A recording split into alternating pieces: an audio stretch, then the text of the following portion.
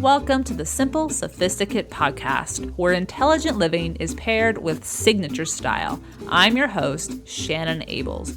And whether you're listening on your commute, exercising, working in the garden, or sitting down with a hot cup of tea or a café au lait, thank you for tuning in. Let's get started.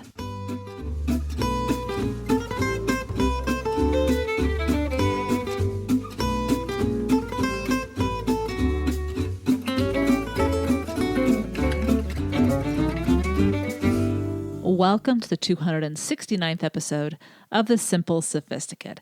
Today, we are going to have a French-inspired episode, one that is inspired by a new book out by Inès de la Forsange, and it's actually an updated version of her very first book that was such a hit. In fact, it was a bestseller for the New York Book Review back in 2011.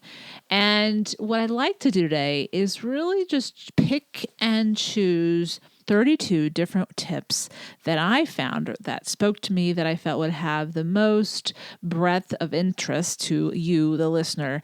And just to give you a taste of what this book is, I think this is, if you are a Francophile, you're going to want to pick this book up. But if you know someone who appreciates French style, specifically, I guess we could say Parisian style, this is a book that's a resource full of pictures and one that they will flip back through to get ideas as different situations, different life journey events start happening, and how to just kind of navigate that sartorial journey we all go on because we need to evolve what we wear and to make sure we feel good in what we choose to wear as well. But before I get to the list that I'm going to share with you, this week's Petit Plaisir is also French inspired, and it is a show I thoroughly enjoyed, and it's not entirely done yet. There's more seasons to come, so I'm excited for that. I'll tell you all about that show at the end of today's episode. But let's get into today's topic, which is all about Parisian chic. I'd like to share with you 32 ways to be Parisian chic, and I'll begin with a quote from Inès de la Forsange, the co-author of Parisian Chic Encore, a style guide. Everyone knows you don't have to be born in Paris to dress like a Parisian. Simple and to the point and absolutely true. She's going to help us figure out how to embody what appears to be so effortless, but is, there's an approach to it, a thought process to it. There's this idea of understanding style, but also knowing who you are. So let's talk a little bit about Inès de la Forsange. You may know that Karl Lagerfeld chose her as his model, and she became the first model to sign an exclusive modeling contract with a haute couture fashion house. In this case, it was Chanel, and he actually used her as a muse in so many different ways and for all sorts of reasons, but primarily because she seems to embody and to kind of look like Coco Chanel. Now, this started in 1983, and Inès de la Forsange is very tall, 5'11". She's very svelte. She weighs probably 110, 115 pounds. And since she has her own fashion line, and she is a spokesperson for Roger Vivier, their shoes. They're in France, and she has continued to write a handful of books, all of which you will see reviews and diving deep into nearly all of them. I'll provide links to that, each book and that post or episode on the show notes. But Parisian Chic Encore, a style guide, was recently released this past November, and it is an update. There is entirely new content in it, having had the opportunity to actually hold it in my hands and enjoy it myself. I did the review on the very first book that she came out with in 2011, and it was one of my first book reviews here on the Simply Luxurious Life, and I'll provide a link to that on the show notes. It's full of pictures and details about what I found to be of great value in it.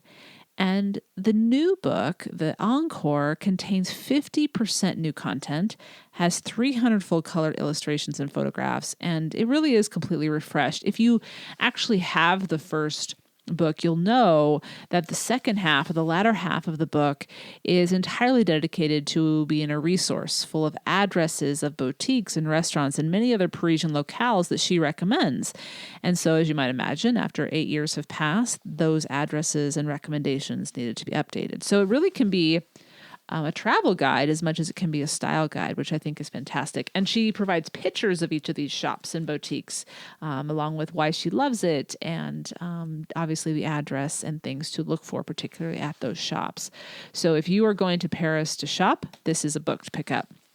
So what I mentioned at the top of the episode, I'd like to share with you today 32 ways to exhibit Parisian chic style, whether it is in your wardrobe, your home, or simply your lifestyle. Because whether we live in Paris, wish to visit Paris, or not do any of those things, incorporating one or many of her style tips will help us to cultivate our own unique signature style. Because there's so much about the French approach to style that I've incorporated into this podcast and into the blog, but the idea of just knowing yourself and what does that mean when we incorporate it into our clothing choices and our decor choices and our lifestyle choices. And I think she does a good job of pinpointing exactly what it's all about. So let's get into this list. So the first part of my list is solely dedicated to the sartorial style, so the clothing and how to pull outfits together. So let's get into this list. I will also let you know that if you stop by the show notes, what I've done, if you happen to pick up this book, I've written down the page number where each of these items that I'm going to share with you is listed. And obviously she goes into great detail of to more than I will go into here. But I'd like to share my thoughts on each of them as well. So here we go. Number 1, muster up courage and ignore the trends.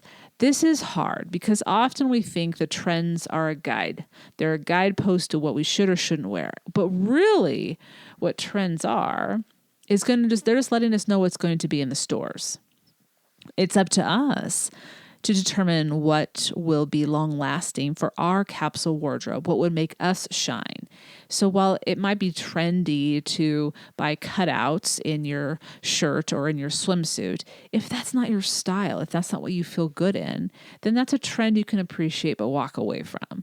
So it does take courage because there's someone out there who might look great in a trend that's only going to last a year, but for them, they can make it work longer. That's great for them. So the thing about being chic, or Parisian chic in this case, is really to know thyself, to use a little bit of Shakespeare there. Because when we know ourselves, we know what we can choose that will last more than a year and not look trendy. And that takes practice, but it's definitely something that will become easier with each instance of watching the trends each season. So that's number 1. Number 2 is create a vintage collection of your own. I love this suggestion. I think this is part of why I love building a capsule wardrobe and why I have repeated over the past 9, almost 10 years now, this idea of investing in items, not being afraid to spend a little more than what you've done in the past if it's an item that's going to be able to be around for years and still be in that top condition because it's been made well with quality fabrics. When we create a vintage collection of our own, we can pull out that dress from 10 years ago and pair it with those new boots that you just picked up this year. And someone may say, whoa, that's a brand new outfit. And you can say, kind of, sort of. But when you are incorporating these quality items and they're not trendy, you can do that. You can then create this vintage wardrobe. And nothing looks dated if you pair it or partner it with new and updated items. So that's number 3. And I do try to do that in my own wardrobe. And I think this is one that will definitely take time, but it's worth it. And that's why style and fashion become even more enjoyable as we move along in our style journey, because we become more savvy in what we purchase and also appreciate those purchases we made years ago that were investment that are now paying off even more. Number 3, remember to let your style evolve.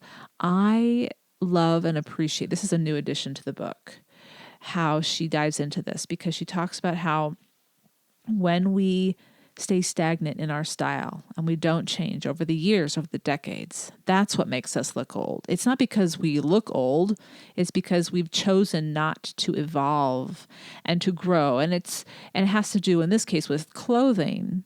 But as we learn more about ourselves, our style improves. It doesn't mean our style was bad necessarily back in our youth, although I will admit readily, it's definitely gotten better.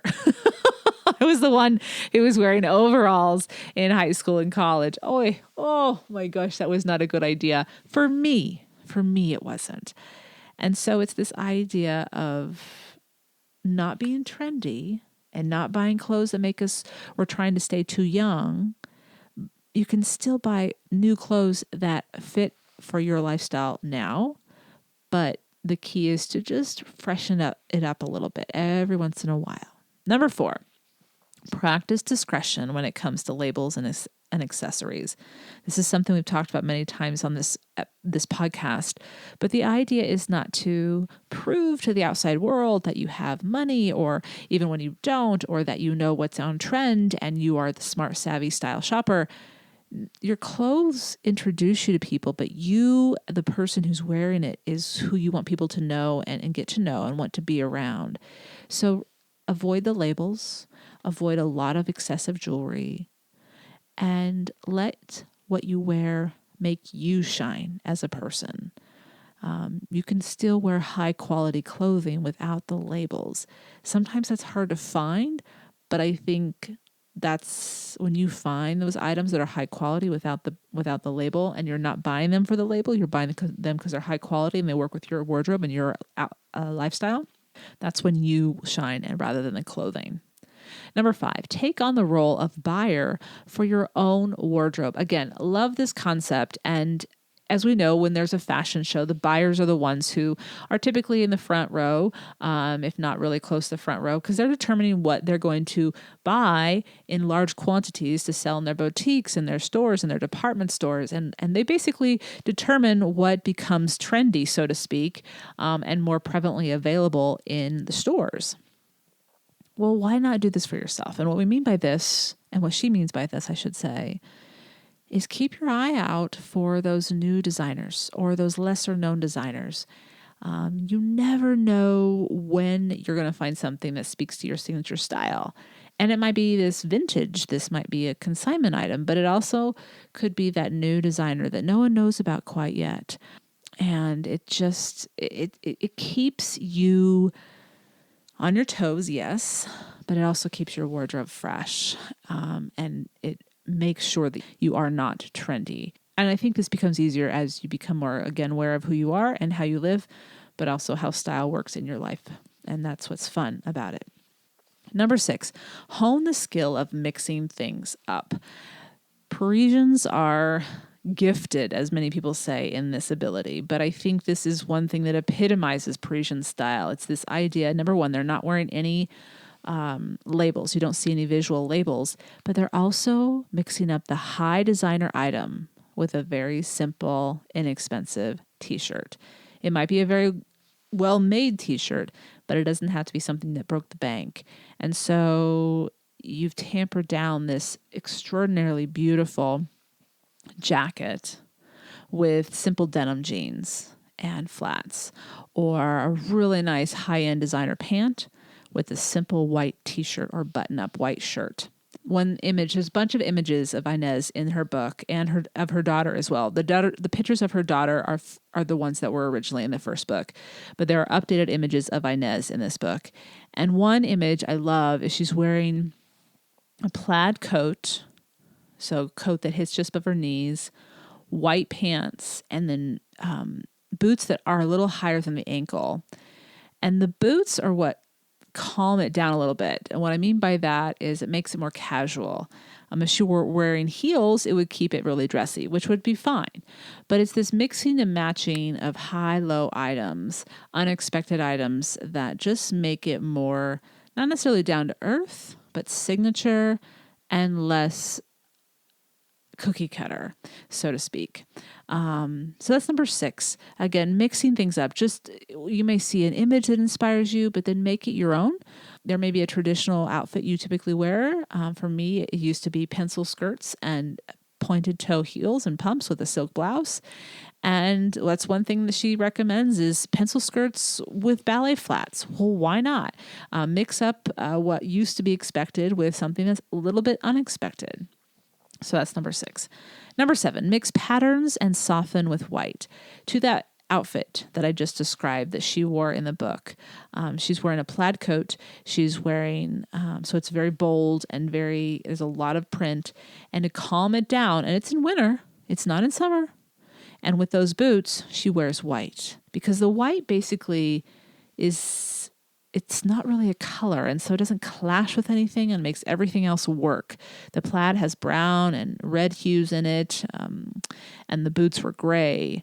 And so it allows those items to match, even though they're not perfect match, and the white just is that nice soft background. So think about bringing white in ways that are a little less expected and more of a way to marry different things that may not seem to go together until you add that white. Number 8, know the universal rule of proportions when it comes to good style. Simple rule, we've talked about it before, but it's not a bad idea to be reminded. When you're wearing something loose, say an oversized sweater, choose more close-fitting pants. Vice versa, if you're wearing very loose pants, maybe wide leg pants, wear something more fitted or tailored in the top. So maybe you're wearing a really nice wide leg pants. Pair it with a nice tailored turtleneck. It'll provide a bit of your silhouette. Doesn't have to be skin tight. We're not saying that. We're just saying tailored. We're talking about close fitting. And it just reminds the eye that there is a figure there. And then it also leaves something to the imagination. So it's this idea of making sure that you're not always wearing one thing that's entirely tight and you're not always wearing something that's entirely loose. It's thoughtful and it's the universal rule when it comes to good style. That's number 8. Number 9, simple is good. Here's a quote from the book. Not everything you buy has to be interesting. A nice scoop neck sweater is a must. You can wear it with jeans and a long necklace. It will look elegant without being boring. Those staples in our wardrobe that people may flip through, as they're going through a closet or in a shop, shopping for things, they may not catch your eye. Those are the items you want. They provide the background. They provide the natural or neutral palette that allows the other clothes to shine and pulls it all together. So that's number 10. Number 11, avoid fashion faux pas. Now this is delineated in great detail on 3 different pages, and I've provided the pages on the show notes, so it's 34 to 37. But let me just give you 2 examples, such as t-shirts with supposedly funny sayings. She says that's a no-no. And the second one is leggings. Don't wear them unless you are headed to yoga class or on your way to your daily workout. So just 2 items that she considers faux pas, but she has 3 pages of style ideas to just let go of. Number 12, here is a style idea for a date. And she has done this for 6 or 8 different special occasions, not special occasions, but very specific occasions. And here is her style idea for a date. Wear cropped black trousers and a man's white button-up shirt with low-heeled or flat shoes. And don't forget, for your purposes, so that you feel good, wearing nice lingerie. That's number 12. Number 13, don't be afraid of sneakers. Now, of course, you're not going to buy just any sneakers. You're going to buy stylish and thoughtful ones. But I think that's something to keep in mind, especially if you're going to be walking a lot, if you're going to be on your feet a lot. Having a nice pair of sneakers is a great idea. There are beautiful leather sneakers out there. There are cashmere sneakers out there. Oh my gosh, that's a luxury item I'll never have, but the ones I saw recently were beautiful, net-a-porter. What I've done in the past, I've worn white Converse. Well, I've upgraded and I've recently picked up a white pair of sneakers that have a leather upper, and they're white. They're completely unobstructive as far as they're just there to finish the outfit. They're just there to give me some comfortable footwear. And I'm excited to have something that I can go to that's really comfortable, but also very durable. So that's number 13. Number 14, when packing for a getaway, bring There are many things, but she advises immediately to bring denim. Also bring a loose shirt, white jeans, 2 long sleeve shirts, a white cotton dress, and there are a handful of other things she recommends as well on pages 48 and 49. But the idea is to not bring your whole closet. Sometimes we can make that mistake. I've done that in the past, and you end up wearing maybe a quarter of what you've packed. And so then I have to remind myself every time I do sit down and pack, okay, what will I wear? What will I really wear? What did I really wear last time? And think about what you can mix and match with each other and what makes you feel comfortable, but also look and feel your best.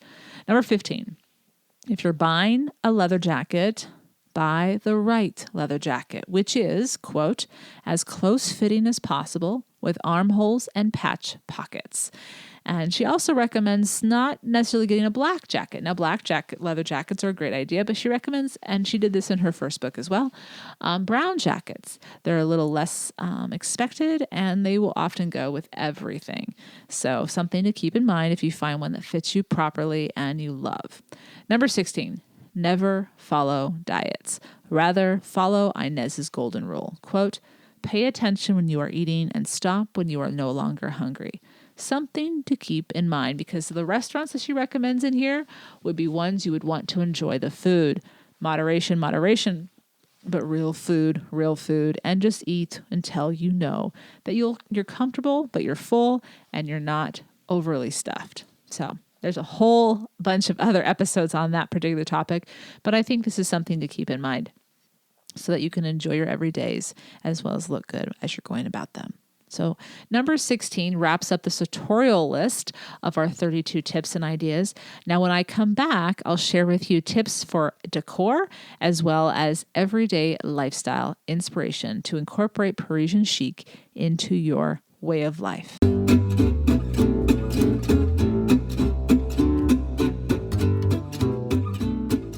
Today's episode of The Simple Sophisticate is sponsored by Bombas. Did you know that socks are the #1 most requested clothing item in homeless shelters? Well, Bombas is on a mission to change that. They created the most comfortable socks in the history of feet, and for every pair of socks purchased, Bombas donates a pair to someone in need. Designed with special comfort innovations, colors, patterns, lengths, and styles, Bombas are perfect for the whole family. Get your hands on a pair of Bombas socks and your feet will thank you. Bombas has donated over 20 million pairs and counting. Remember, they donate 1 entire pair of socks for every pair purchased. They're made from super soft, natural cotton, and every pair is designed with arch support, a seamless toe, and a cushioned footbed that's supportive but not too thick. I have been wearing for the last 2 months their ankle socks that come in multiple colors, and I go through socks like crazy, but these socks are holding up just fine. They are comfortable and there is a ton of support. I personally, and this is going to sound odd, but my big thing was that I love their seamless toe. I just like my foot just fits in there better, and I know that it's super comfortable without being told where my toe has to go, because sometimes my feet are a little bit bigger than standard feet. With tons of different colors, patterns, lengths, and styles, Bombas also makes the perfect gift for anyone on your list. As a Simple Sophisticate listener, you have the opportunity to save 20% on your first purchase when you shop at bombas.com/sophisticate. That's bombas.com/sophisticate to save 20%. Again, Bombas, BOMBAS.com/sophisticate. HelloFresh. With HelloFresh, America's #1 meal kit, get easy seasonal recipes and pre-measured ingredients delivered right to your door. All you have to do is cook and enjoy. Break out of your dinner rut with HelloFresh's 20-plus seasonal chef-curated recipes each week. There's something for everyone, from family recipes to calorie-smart and vegetarian, and fun menu series like Hall of Fame and craft burgers. HelloFresh makes cooking delicious meals at home a reality, regardless of your comfort in the kitchen. From step-by-step recipes to pre-measured ingredients, you'll have everything you need to get a wow-worthy dinner on the table in just about 30 minutes. Easily change your delivery days, food preferences, and skip a week whenever you need. Now, I have had the opportunity to receive HelloFresh, and every meal I've been able to make under 30 minutes, and I learned something each time, for whether it's a new recipe or an approach to a new ingredient. I get to learn something. So I feel like a student that can then apply what I've learned to future meals down the road. And I also love how flexible they are because sometimes life is busy and we do need to have food at our door without having to go grocery shopping. But other weeks you may be gone traveling or you maybe want to get into your own kitchen and just create on your own. That's what's nice about HelloFresh. They allow you to incorporate it into your lifestyle. Now, for a limited time only, get 9 free meals with HelloFresh.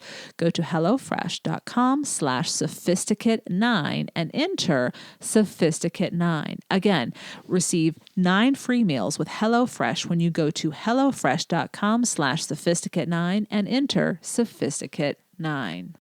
If there is something that is interfering with your happiness or preventing you from achieving your goals, BetterHelp is there for you.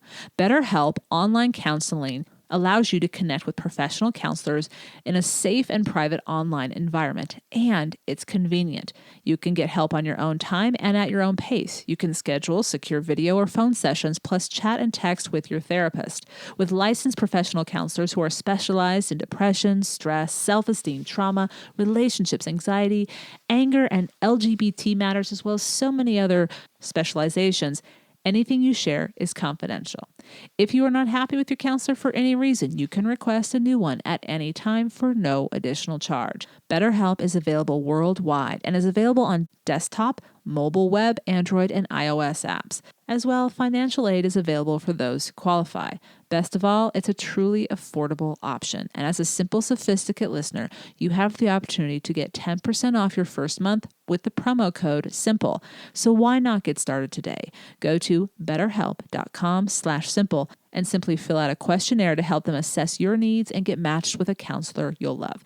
That's betterhelp.com/simple to receive 10% off your first month with discount code SIMPLE.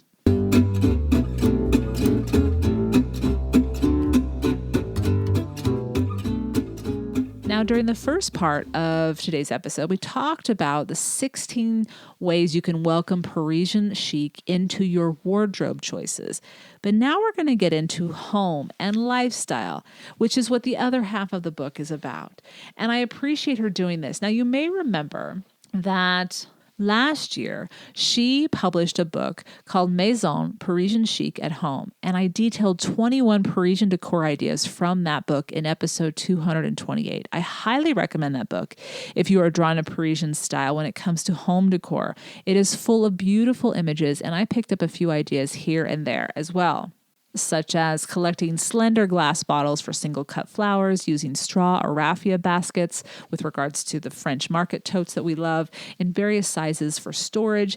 I mean, they're simple ideas that are not that expensive or extravagant. I love the idea of vintage light fixtures. This is something I've always been drawn to. And I think you'll just start to see different ways that you can bring in what you love already and make it into something that reflects your Francophile predilections, if that is something that you love. And if it's not, it might be just something that you welcome in and say, hey, it was inspired by Parisian chic, but I'm not a Francophile. And that's okay too. But again, that's episode 228. And she goes into greater detail than what we're going to get into here.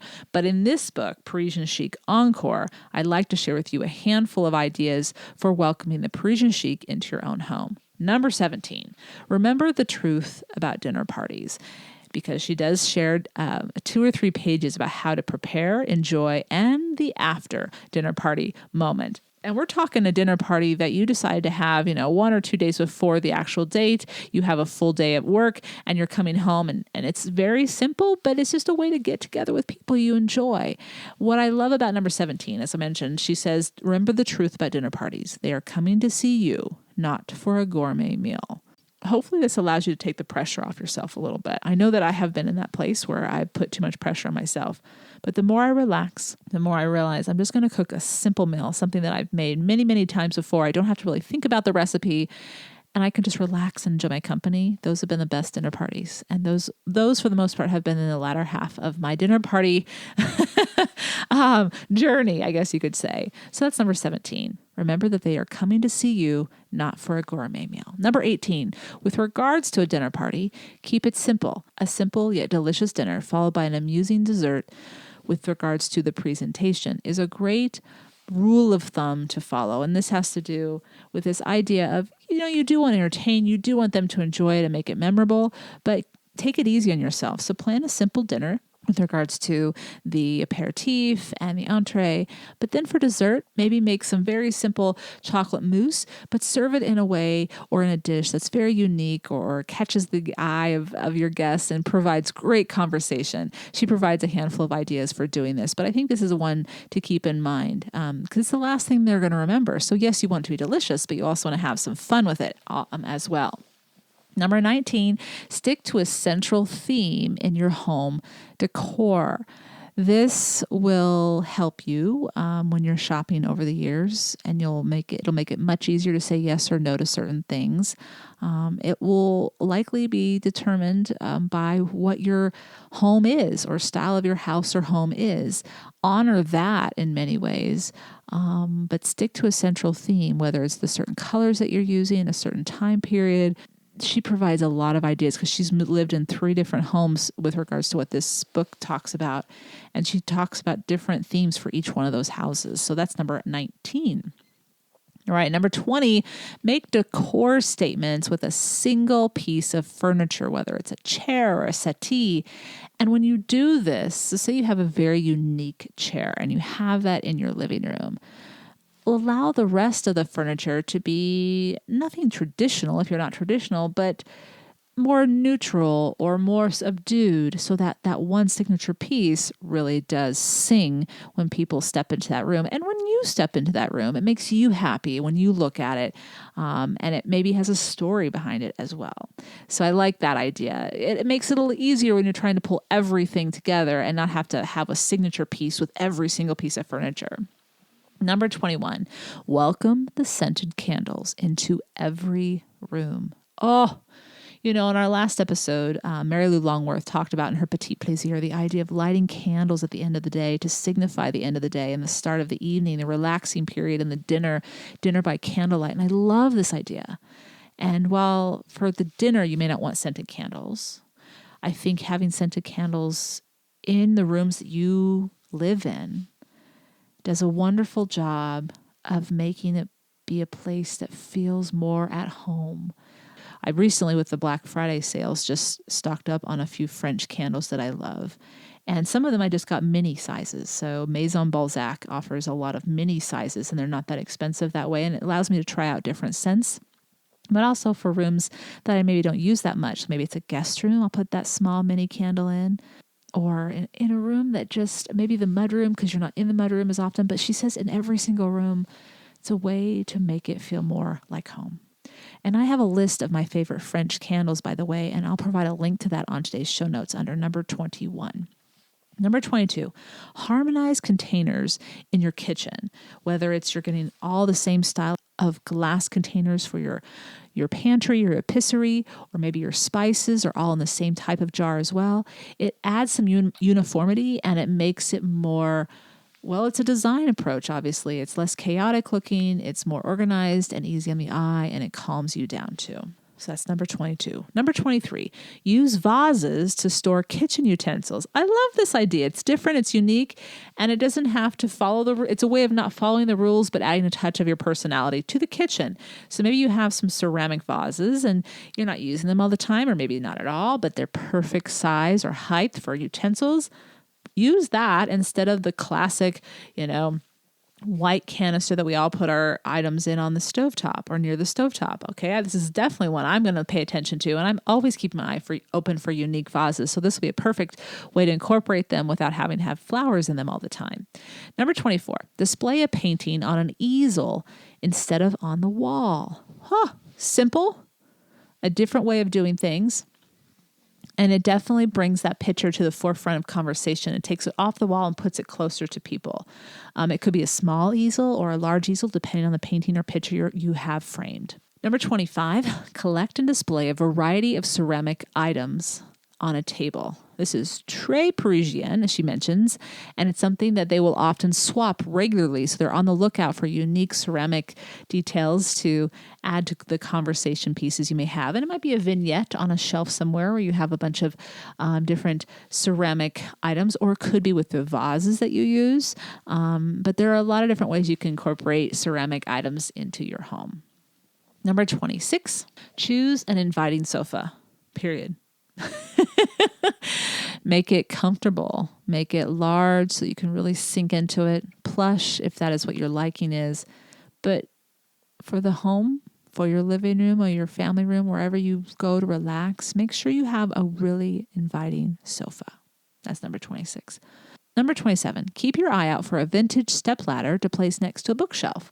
So if you have a bookshelf that may be a little taller, or maybe there's some short individuals in your house, maybe you have some children, a stepladder is a great thing to have so they can access any of the books at any time, or simply just use it for decor. But it also lets people know that you want them to explore your books. Number 28, create unification in the closet, and that means with your hangers. Choose a color, the same color, and stick with it. It creates, again, similar to the uniformity in the kitchen with regards to containers, it creates simplicity, it creates the look of organization, and again, it reduces the chaotic look. Number 29, give everything in your closet a front row seat. In other words, make sure everything is where you can see it so that you will wear it. And the last three items that she shared that I want to share from the book are just more miscellaneous and lifestyle approaches. Number 30, don't worry about buying last season's trends. So I love going to the Outnet for this, for example. They sell designer clothing at significantly reduced prices, but they're a season or two old. And the thing is, if you're not buying for trends anyway, as she recommends, number one, that you shouldn't, this doesn't matter if it's last year's trends or 2 years ago's trends, because you're buying what works for you and your lifestyle, and you're making sure that it's going to work for many seasons to come. And you'll probably save a lot of money. Number 31, walk or bike as much as you can instead of hopping into a car. Now, obviously, this is location dependent, but when you have the opportunity to walk, do so. You'll see more, you'll engage more with the community and the people around you, and you'll get some exercise and fresh air. Number 32, know what true effortless style is. This is directly from the book, quote, self-confidence and a smile. We've talked a lot about effortless style on this show, on the podcast. And in fact, I dedicate an entire chapter to it in my most recent book, Living the Simply Luxurious Life. It is something that is beyond the clothing. The clothing is really just the frame. It's the welcome. It's the inviter to get to know you. But the person who's wearing those clothes, the person who's going about their life, when they exhibit self-confidence in who they are and what they're doing in their journey, not that they know everything and not that they know how everything's going to work out, but they're confident in themselves enough to strive confidently forward. Add a smile to that. That's a warm reception that people will want to engage with. That is effortless style. I hope you've enjoyed this list today of 32 ways to exhibit Parisian chic style into your everyday life. And I've also listed 5 different episodes or posts that have been written, and all of them involve one of Inez's books, and she has written so many. So for example, she wrote the Parisian Chic lookbook, and there are tons of images, actual photographs of all these different wardrobe outfit ideas. And that is episode 149 of this show, called How to Cultivate Your True Style All Year Long. I've provided the review from her first book in 2011 that I wrote in detail. As I mentioned, her decor book came out last year. I provided the 21 Parisian decor ideas for that. That was episode 228. One thing that I want to share with you is episode 151. This one is sharing 10 style tips to embrace the French woman's approach to effortless chic. And then she wrote a men's style guide too for all my men out there who are listening. And for those of you who know a man in your life who appreciates good style, this is a book that's very similar to this book, Parisian Chic, but entirely dedicated to men and full full color photographs as well. And that is her men's style guide. And I have a post on that as well. So all of those links are on the show notes, the simplyluxuriouslife.com/podcast 269. And I'll be right back with this week's Petit Plaisir.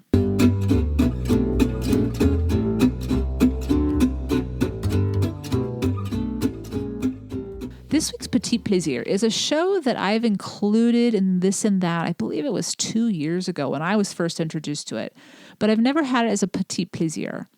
And I recently have had the opportunity to find the show, because I've only watched up until last month. I'd only watched one episode of Art of Crime, or L'Art du Crime. And it has had 3 seasons so far. And it's available on MHZ, which is a French streaming service that offers so many different French shows, dramas and comedies, current modern ones, with very accurate English subtitles. And I was able to access season 1 and season 2 via my Amazon Prime subscription. Now, I did have to pay for this subscription. It was a monthly subscription. I believe it was $7.99 a month. You can watch it for free for the first 7 days and see if you like it, and then cancel it if you don't. Now, what I did is I watched the first 2 seasons, paid for 1 month, and then I canceled it. And then I'll wait until the 3rd season becomes available on Amazon Prime, because there is a 3rd season. They just completed that this year. But what I love about it, let me talk about that for a second. So it's about a 50-minute crime program. It's based in Paris, modern day Paris. And if you love art and art history, you are going to love this show. Yes, they're solving a murder, but it's predominantly about art. And the crimes always revolve around art. And you will learn about Claude Monet. You will learn about Géricault paintings. You will also learn about Gustave Courbet. Every episode is a 2-part episode. So there's basically an hour and a half for each show. And each show is entirely dedicated to a particular artist or particular time period of work. So the Renaissance movement was also part of one episode. But you will learn about the art, you'll learn about the history, and you'll learn details about the artist that, to a layman, myself, who is not a major or even a minor in art history, didn't know these details and the exigence behind how or why they created the paintings. You will get to go inside the Musée d'Orsay, you get to go inside the Louvre, you get to go inside these museums and actually be in there and see these different paintings that if you've been in those museums yourself, you'll remember exactly that painting. You'll be like, oh my gosh, I've stood there. And if you haven't, you're going to feel like, oh my gosh, I'm in Paris right now. And you can slip away and enjoy that moment. So even if you're not a murder mystery fan, I encourage you to check this series out, fast forward through the murder parts, and just listen to the parts about the art history. And also learn some French while you're at it. As I said, this is all French, in French, but with wonderful English subtitles that make it easy to follow. So again, the show is called The Art of Crime. They have 2 seasons available on MHZ Choice, and you access that either just directly at mhzchoice.com. You can actually subscribe directly there and upload their app, or you can also do it through your Amazon Prime. So you can watch it, stream it through your television if you have that app on your television, your smart TV. So anyway, I thought, since we're talking about Parisian chic style, I thought that would be the perfect Petit Plaisir for today's episode. I hope you've enjoyed this week's Petit Plaisir, where each week ideas are shared to make the everyday all the more enjoyable. Tune in at the end of each episode where I'll recommend a book, a film, a show, a recipe, anything that is a simple pleasure to satiate your sophisticated taste. Thank you so much for tuning in today. I think you will thoroughly enjoy the book and the show if you're a Francophile and interested in any of those topics, style and art. And I'll be back next week with a new episode. Have a wonderful start to the holiday season. Bonne journée.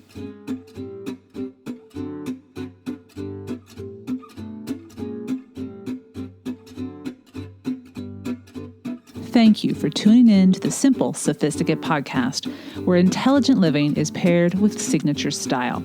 For For more ideas and inspiration throughout the week, visit the blog, thesimplyluxuriouslife.com, or pick up my latest book, Living the Simply Luxurious Life, Making Your Everydays Extraordinary and Discovering Your Best Self, now available on Audible and wherever audiobooks are sold, as well as in paperback and ebook versions. You can also pick up my first book, Choosing the Simply Luxurious Life, A Modern Woman's Guide, which is also available in paperback, ebook, and as an audiobook as well. To stay caught up on the most recent episodes of the podcast, blog posts, the cooking show, and receive exclusive news as well as an extra dose of inspiration to jumpstart your weekend, subscribe to the Simply Luxurious Life's free weekly newsletter, which arrives in your inbox each Friday to enjoy with a hot cup of tea or cup of morning coffee. Until next Monday, I'm your host, Shannon Ables. Bonne journée!